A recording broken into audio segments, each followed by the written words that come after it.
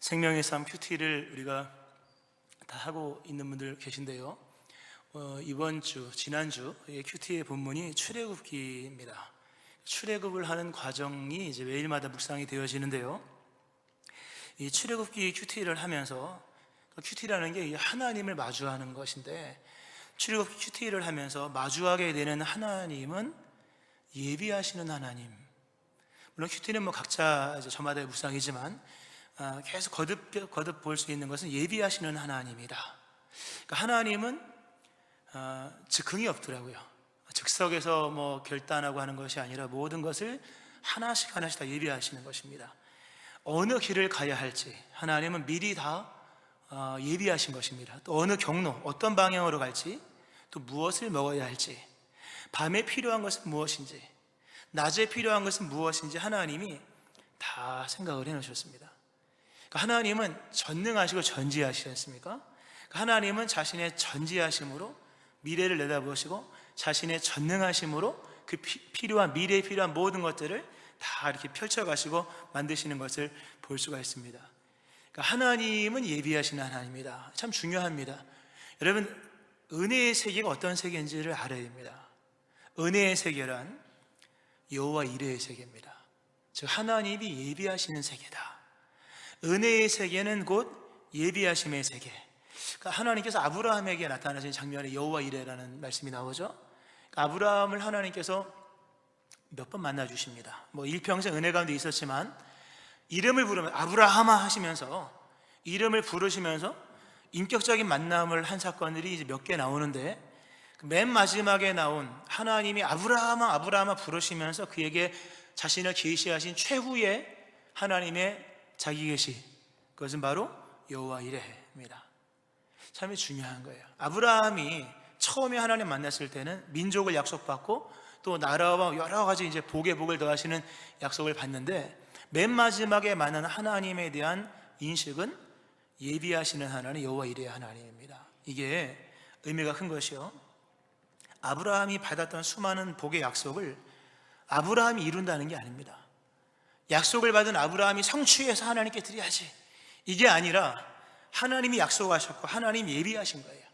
그러니까 아브라함이 해야 할 일은 약속을 이루는 것이 아니라 약속의 세계에 들어가는 것이고, 약속의 세계에 거하는 것이고, 약속의 세계를 떠나지 않는 거예요. 가뭄이 오든 어떤 시련이 온다 할지라도 그 세계 안에 머물러 있기만 하면 시간이 지나고 때가 지나면 하나님께서 약속하신 것이 이루어지는 거예요.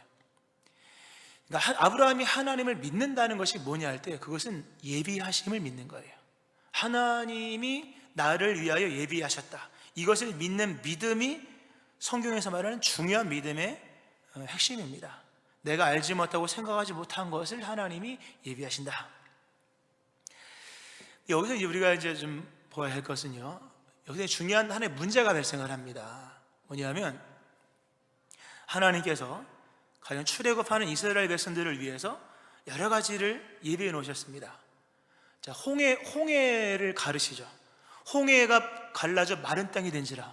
멋있는 표현이에요. 홍해가 마른 땅이 됐죠.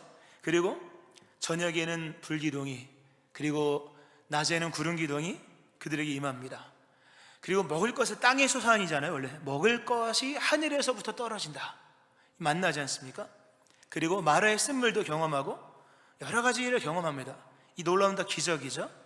근데 중요한 것은 이스라엘 백성들이 이것을 몰랐다는 겁니다. 그러니까 모르고 받았다는 거예요. 다른 말씀으로 인식의 문제가 발생했다. 모르고 받았다는 데서부터 이제 문제가 생기기를 시작하는 겁니다. 홍해가 갈라졌지만 홍해가 갈라질 줄 아무도 모르는 거예요. 만나를 먹었지만 만나가 내려줄 줄 아무도 모르는 겁니다. 구름기둥이 그들에게 와서 서늘하게 해줬지만 어느 누구도 구름기둥이 올 줄은 꿈에도 생각을 못한 겁니다. 하나님이 모든 것을 예비하셨으나 이스라엘 백성들의 입장에서는요, 예측 불허한 일인 것입니다. 예측이 불가능한 일들인 거예요. 이게 중요한 얘기입니다. 하나님이 행하시는 일이 얼마나 완전합니까? 그 출애굽기를 보면요, 하나님이 행하시는 모든 일은 다 이유가 있습니다. 심지어 바람마저도 이유가 있는 거예요. 바람, 출애굽기 바람이 나오잖아요. 강풍이 불어서 홍해를 가르는 거예요. 또 어느 날 밤새 불었던 바람, 나중에 아침에 일어나서 보니까 밤새 바람이 불더니 아침에 일어나 보니까 메추라기 이만큼 쌓여 있는 거예요.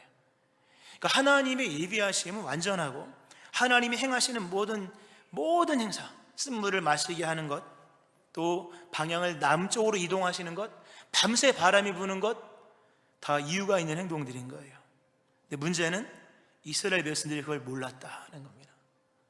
예비하심을 못 받은 게 아니에요. 뭐 만나도 먹었고, 구름 아래 있었고, 불기둥 아래 있었고, 뭐 쓴물도 마시고 단물도 마시고 가는 곳마다 승전하고 했었지만, 이 중요한 얘기입니다. 은혜를 못 받는다는 얘기가 아니라 은혜를 주신 것들, 예비해 주신 것들을 알지를 못하는, 의미를 모른다는 겁니다.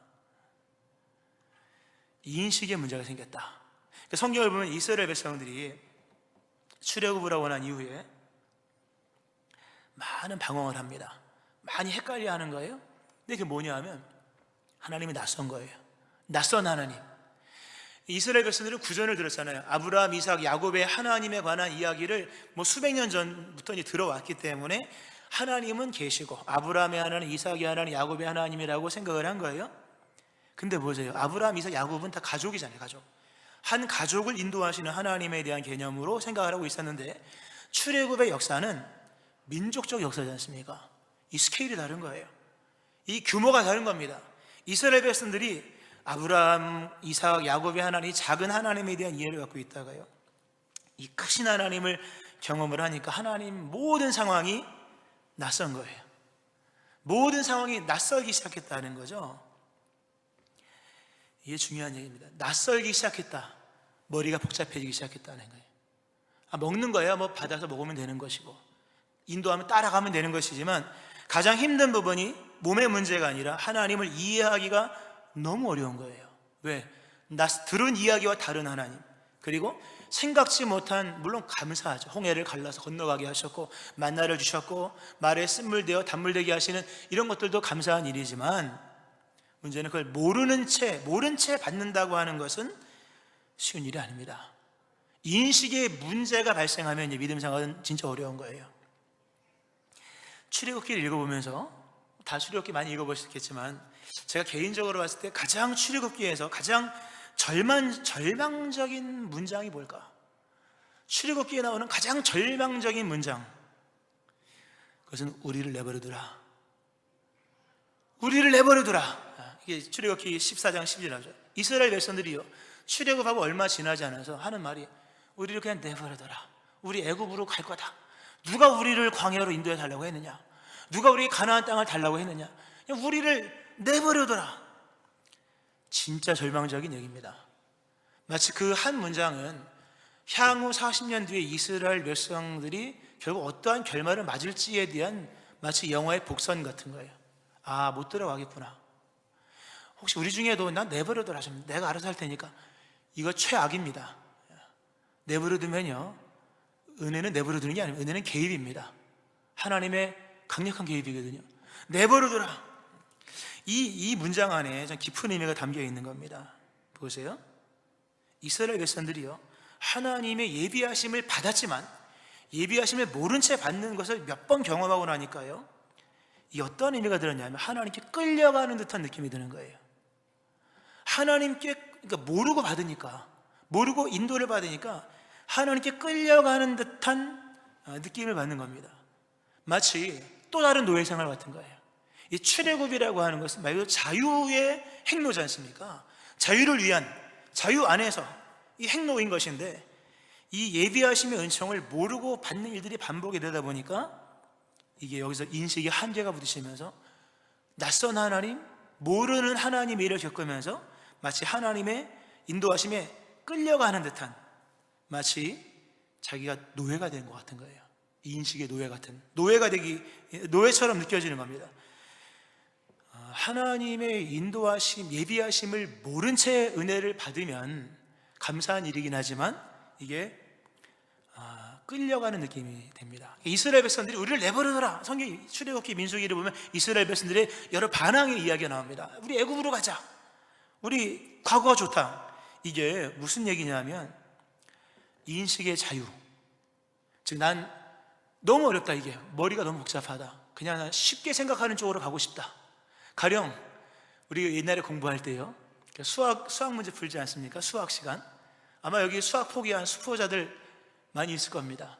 수학 도저히 모르겠다. 뭐 수학이 우리를 뭐 잡아먹습니까? 뭐 수학 선생님이 무섭지 뭐 수학은 무서운 게 아니잖아요. 근데 수학을 사람들이 포기하는 이유는 뭐 머리가 복잡한 거예요. 난 이렇게 복잡한 거 생각하기 싫어. 나는 이렇게 어려운 문제 풀고 싶지 않아. 누가 뭐 가르쳐달랬나? 그런 것과 똑같은 겁니다. 하나님이 이스라엘 백성 출애굽을 인도하실 때 다 목적이 있었던 거거든요. 블레셋 해안 쪽으로 올라가면 얼마나 빠릅니까? 그러나 남쪽으로 인도하는 것은 블레셋 지경 그쪽에 애굽의 변방 수비대가 있었거든요. 올라가면 전쟁 한번 치를 거거든요. 하나님이 하시니까 남쪽으로 내려간 거고, 말의 쓴물을 마시게 한 이유는 하나님이 이렇게 상황을 반전시키고 그리고 치료하시는, 변화시키는 능력이 있음을 알게 하신 거예요. 다. 바람도 그냥 분 것이 아니라 바람마저도 뭔가를 역사하시기 위한 거예요. 하나님의 모든 행사는 다 예비하심 속에 계획하신 일들인 거예요. 근데 이거를 모르고 받는다고 하는 것은 몸은 쉬울지 모르지만 머리가 복잡한 겁니다. 인식이 따라가지 못하는 상황 속에서 그들은 마치 노예가 되어가는 듯한 느낌이 든 겁니다. 그들이 애굽으로 돌아가자고 한 것은 애굽이 편하기 때문이 아니라 생각이 편한 쪽으로 가고자 했던 것입니다. 참 우리가 깊이 생각을 해봐야 됩니다. 생각이 불편하면 모든 건 노예적입니다.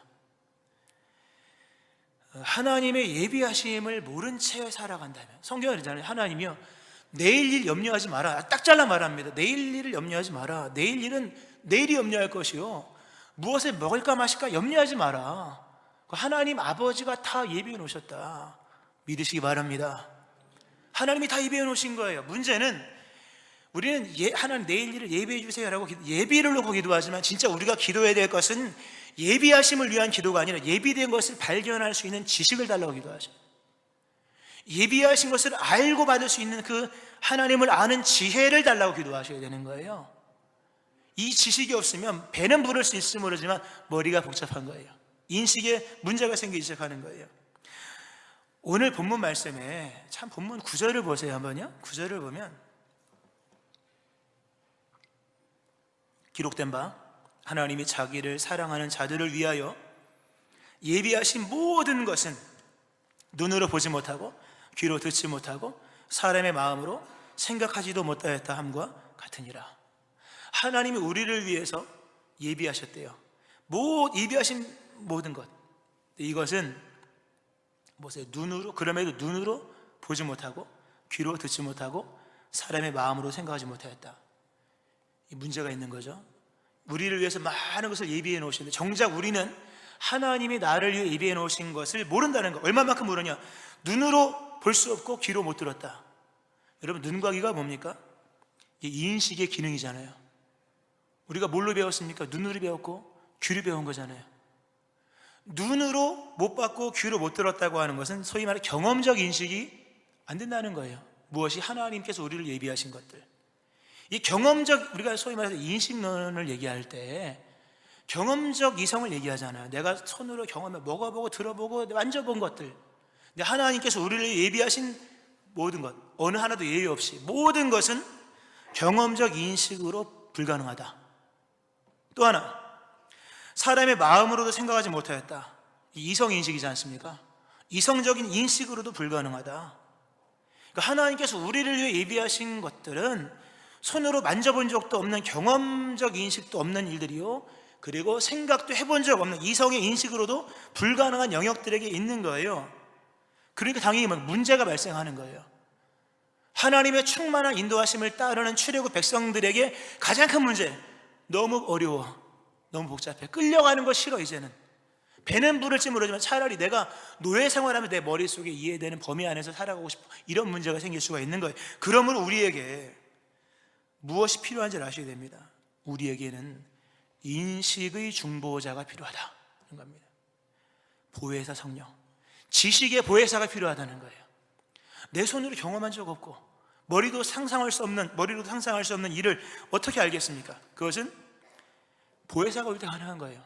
지식의, 인식의 중보자가 올 때 가능한 거예요. 그분이 바로 성령님입니다. 할렐루야.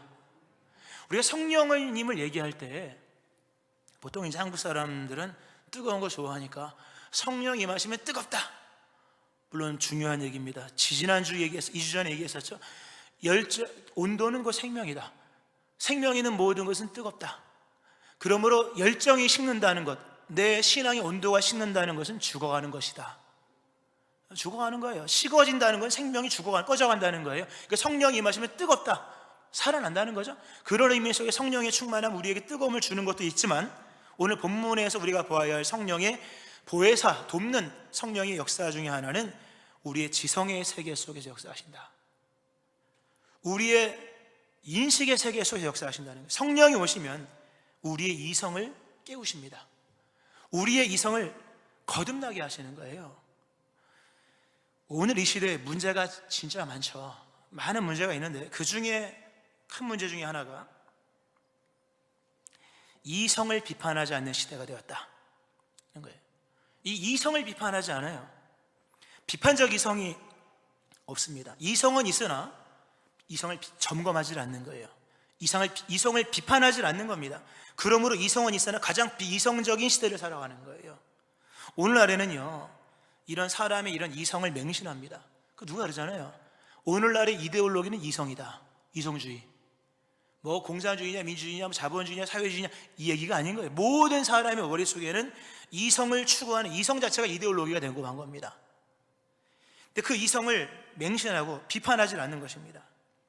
그러니까 이 지식사회 속에서 짐승 같은 일들이 일어나고 상상할 수 없는 일들이 일어나는 진짜 무식한 시대에, 이건 비판적 이성이 없기 때문입니다. 성령께서 우리에게 임하시면 우리 이성을 깨우십니다. 우리의 정욕에 물든 이성 또는 경험에 물든 이성, 세상의 지식에 고립되어 있는 이성을 깨우시고 거룩한 비판을 우리에게 주십니다. 살아나는 거예요. 생각이 살아나는 거예요. 단 한 번도 생각해보지 못했던 것들을 생각하는 거예요. 근데 그건 우리가 하는 게 아니라 성령께서 하게 하시는 거예요. 성경 요한복음 16장 12에서 24절 말씀에 내가 아직도 너에게 이를 것이 많으나 지금은 너희가 감당하지 못하리라. 그러나 진리의 성령이 오시면 그가 너희를 모든 진리 가운데로 인도하시리니 그가 스스로 말하지 않고 오직 들은 것을 말하며 장래일 미래일을 너희에게 알리시리라. 그가 내 영광을 나타내시리니 내 것을 가지고 너희에게 알리시겠습니다. 알려주신다는 거예요. 여러분, 사람이 거듭나지 않으면 하나님의 나라를 볼 수도 없고 들어갈 수도 없고 볼 수도 없다고 요한복음 3장에 말씀하죠. 지성도 똑같아요. 아무리 머리가 좋아도 성령 안에 지성이 거듭나지 아니하면 하나님의 일들을 알 수가 없는 거예요. 성령께서 우리 안에 임하시면 지성이 거듭납니다. 하나님에 관한 것들이 생각이 나기 시작하는 거예요. 생각하는 능력이 살아나는 것입니다. 그러니까 하나님의 나라, 하나님의 의, 천국, 미래적인 것들에 인식이 가능해지는 거예요. 우리를 위해 예비하신 것들을 알 수가 있는 거예요. 특별히 성령님은 우리에게 아주 중요한 겁니다. 판단력을 주십니다. 판단력 좀 어려운 단어죠. 판단력, 일정한 논리나 기준에 따라 사물의 가치와 관계를 결정하는 능력이에요. 우리가 수많은 생각을 하고 수많은 분별을 하지만 최후에 뭡니까? 결정을 내려야 되잖아요. 결정력이 판단력인 거예요. 거기서 행동도 나오는 거예요. 이 판단력을 누가? 성령이 주신다. 오늘 본문을 보면요, 이 13절을 보세요. 13절을 먼저 보면 우리가 이것을 말하고 하냐 사람의 지혜로 가르친 말로 아니하고 오직 성령께서 가르치신 것으로 하니 영적인 일은 영적인 것으로 분별하느니라. 분별 나오죠.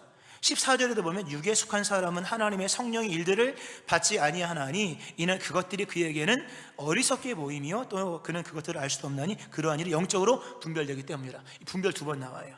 근데 이게 원문 한글로 보면 똑같은 본문이지만 원문은 달라요. 13절에 나오는 분별은 이게 비교 능력입니다. 비교. 어느 것이 더 크냐 작으냐 비교 능력이에요. 원문상의 그 단어는 쉰크리노라고 해서 이게 비교 능력이고, 14절에 나와 있는 이 분별이라고 하는 이 분별되기 때문이라 이게 아나크리노라고 해서 이게 판단력을 말하는, 이게 원문은 판단력이에요. 유명한 단어죠. 판단력을 말하는 거예요. 그러니까 성령께서 우리에게 임하시면 판단력을 주시는 거예요. 결정력을 주시고 바른 판단을 할 수 있는 가능한 능력을 주시는 거예요. 판단이 왜 중요합니까? 바른 판단 아래에서 바른 분별이 가능하고, 바른 분별을 해 바른 인식을 하고, 바른 인식을 해 바른 행동이 나오죠. 오늘날에 판단력이 부재해요. 뭘 어떻게 해야 될지를 모르는 거예요. 결정적인 원인은 판단력도 중요하지만 판단을 위한 소위 도덕적 기준이 없다는 데 문제가 있는 거예요.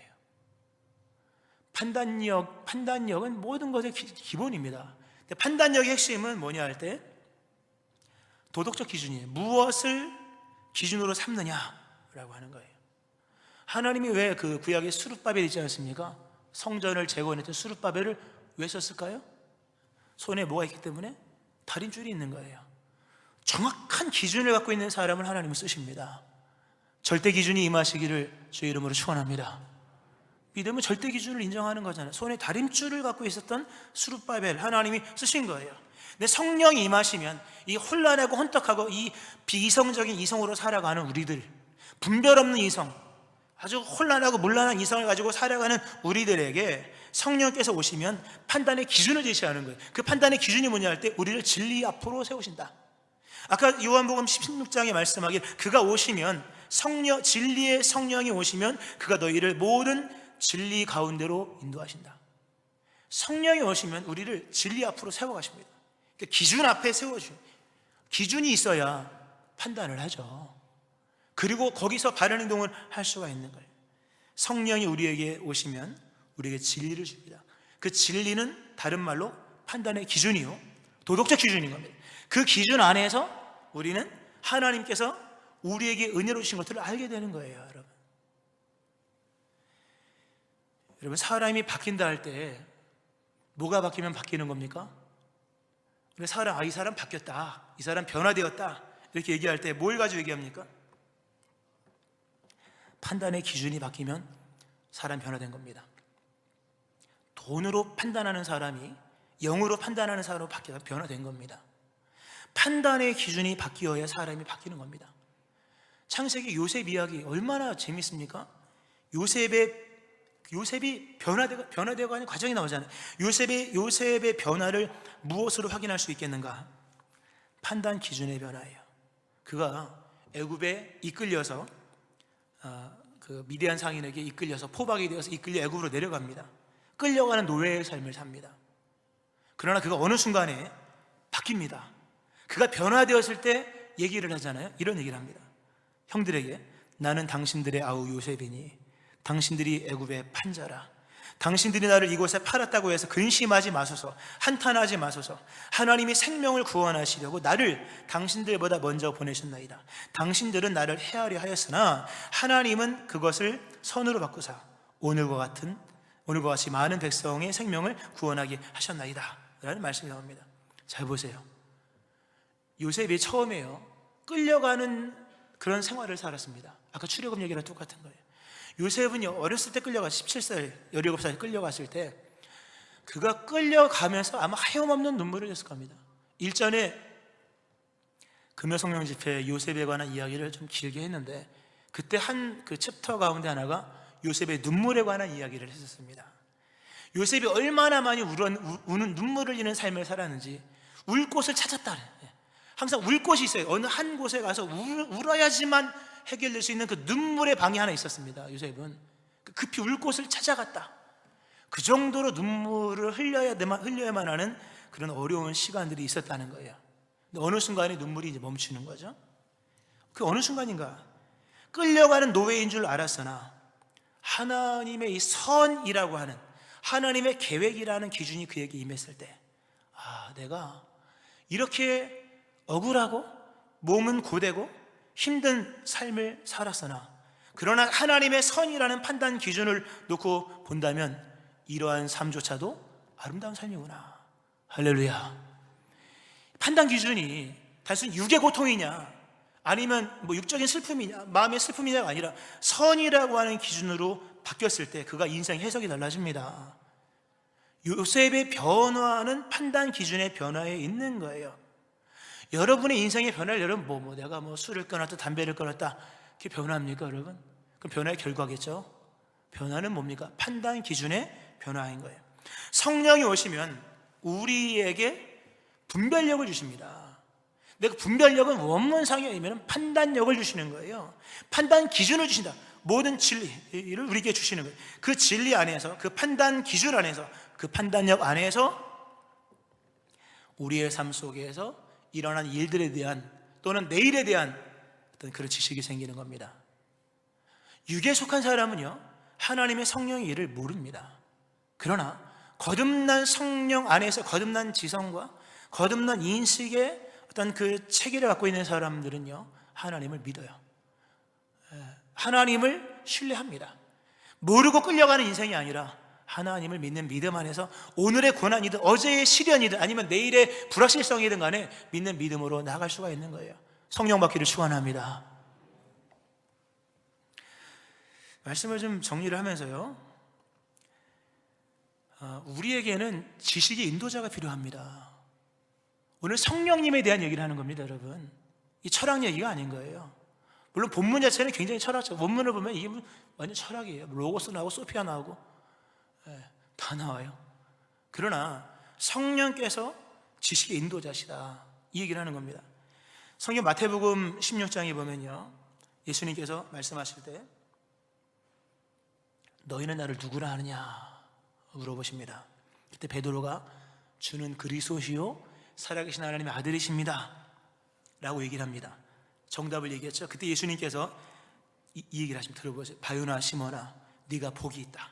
이를 너에게 알게 한 이는 혈육이 아니요 하늘에 계신 내 아버지시니라. 네가 너무나도 귀한 진리를 알았다. 근데 이것은 네가 안 것이 아니라 이를 너에게 알게 하신 이가 역사하신 것이다. 지식의 인도자가 있어야만 깨달을 수 있는 지식을 네가 깨달은 거다. 네가 이것을 알게 된 것은 네가 깨달은 것이 아니라 지식의 인도자가 너를 도왔기 때문이다. 이런 믿음의 세계는요, 반드시 지식의 인도자가 있어야지만 깨달을 수 있는 세계입니다. 깨닫고 믿기를 축원합니다. 머리가 아무리 좋아도 공부를 아무리 많이 해도 깨달을 수 없는 세계인 거예요. 믿음의 세계, 하나님의 예비하심, 그 모든 것들은 지식의 인도자가 있어야지만 깨달을 수 있는 세계요, 모든 진리로 인도하시는 지식의 보혜사, 우리 이성의 보혜사이신 성령의 역사 안에서만 깨달을 수가 있는 거예요. 왜 답답합니까, 여러분? 보혜사 성령님의 역사가 없기 때문인 거예요. 성령님은 인식의 중보자이시며 진리의 보혜사이십니다. 그분이 우리 안에 임하실 때 마음만 뜨거워질 뿐만 아니라 하나님께서 우리에게 은혜로 주신 것들을 드디어 알게 되는 거예요. 받고 못 받고는 얘기가 아니에요. 물론 다 받습니다. 그러나 알고 모르고의 문제라고 하는 거예요. 우리가 세상 영을 받지 아니하고 오직 하나님께로부터 영을 받았으니, 성령을 받았으니 이는 우리로 하여금 하나님께서 우리에게 은혜로 주신 것들을 알게 하려 하심이라. 할렐루야. 알게 하려 하심이라. 성령께서 바른 판단을, 바른 기준을 주시고, 그러므로 고난도 오늘도 내일도 알게 하시는 거예요. 유명한 이런 말이 있습니다. 하나님은 피조물의 행동에 언제나 선행하신다. 하나님은 언제나 나의 존재보다 앞서 계시고 내 행동보다 우선하시고 나의 결단보다 앞서 행하시는 거예요. 이게 그 유명한 그 신학자 칼바르트라고 하는 분이 한 얘기인데, 하나님은 피조물의 행동에 언제나 선행하신다. 나는 오늘이 처음이고 나는 불확실한 삶을 세계를 살아가지만 하나님은 이미 앞서 행하시는 거예요. 예측할 수 없는 답답한 현실 속에 놓여 있지만 하나님은 미리 아시고 예비하시는 거예요. 잘 들어보세요, 여러분. 자신이 많은 사랑을 받고 있다는 것을 모르고 사는 사람은 탕자입니다. 자신이 많은 사랑을 받고 있다는 것을 모른 채 살아가는 사람이 탕자인 거예요, 여러분. 우리가 무엇을 회개해야 되겠습니까? 이토록 많은 사랑을 받고 있음에도 그걸 모르고 산다는 것 자체가 우리의 죄인 거예요, 실상은요. 사랑받고 있다는 사실을 모른 채, 또 예비하심이 있다는 것을 모른 채 살아가는 사람은 불행할 수밖에 없는 거예요. 어쩌면 우리의 회개는 거기 있는 거예요. 나를 사랑한다는 사실 내가 모른다는 것. 믿음이란 내가 하나님께 사랑받고 있다는 사실을 아는 것입니다. 믿음이란 그 사랑에 대한 바른 인식과 바른 응답과 바른 자세를 가지고 살아가는 것을 말합니다. 말씀하십니다. 하나님께서 성령으로 이것들을 우리에게 보이셨으니 오늘 성령의 충만함을 받으심으로 성령으로 인하여 고난 속에 감춰진 보배도 발견되어지고 오늘 행하시는 역사를 목도할 수 있으며 우리를 위해 미래 예비하신 그 예비하심조차도 알 수 있는, 내일에 관한 문제마저도 충만한 날들로 알고 미뤄지고 기대가 지어진 이 성령의 충만한 이 지혜의 보혜사의 역사, 인식의 중보자의 성령의 충만함의 역사가 여러분 가운데 임하기를 주의 이름으로 축원합니다. 아멘. 기도하시겠습니다. 하나님, 자신이 많은 사랑을 받고 있다는 것을 모르고 사는 사람이 탕자라고 말씀하셨는데, 그러므로 어쩌면 우리는 지금까지 탕자와 같은 삶을 살았을 수도 있습니다. 오직 성령으로 이것을 보이신다 말씀하신 아버지, 성령의 충만함을 갈망합니다.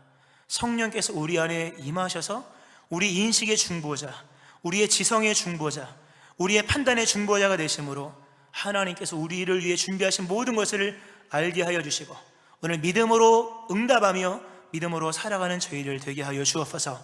성령의 충만함을 허락하여 주옵소서. 소망하며 예수님의 이름으로 기도합니다. 아멘.